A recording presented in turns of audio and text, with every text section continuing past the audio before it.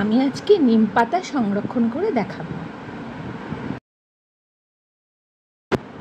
প্রথমে নিম পাতাগুলো ভালো করে ধুয়ে নেব। নিম পাতার গায়ের জলটা শুকিয়ে নেব।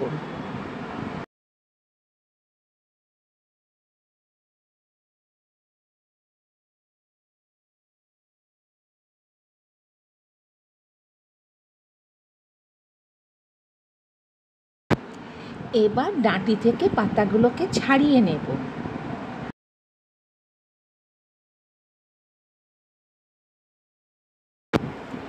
এবার কড়া গরম করে মিডিয়াম ফ্লেম রেখে নিম পাতাগুলো কড়াতে দিয়ে দেব।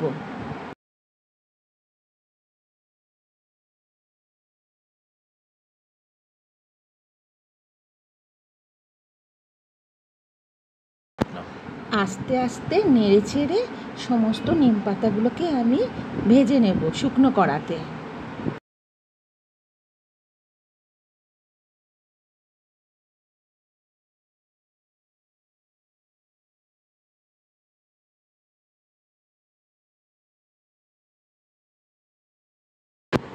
যখন দেখব পাতাগুলো মচমচে হয়ে ভাজা হয়ে গেছে তখন কড়া থেকে নামিয়ে নেব।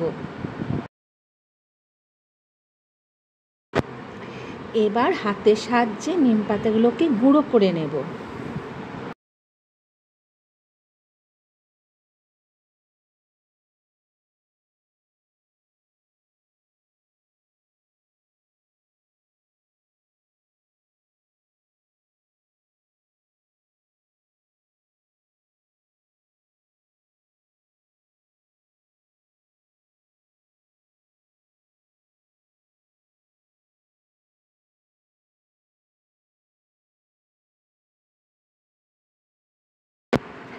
একটা জারের মধ্যে নিম পাতা গুঁড়োটা তুলে রাখবো, এয়ারটাইট জারে।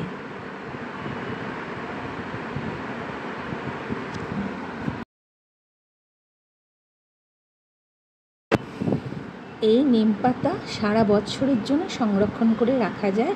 নর্মাল ফ্রিজে রেখে দিলে সারা বছর খাওয়া যায়, বাইরেও থাকবে। 1 মাসের জন্য বাইরে ভালো থাকবে, নর্মাল ফ্রিজে যতদিন চাইবে ততদিন থাকবে।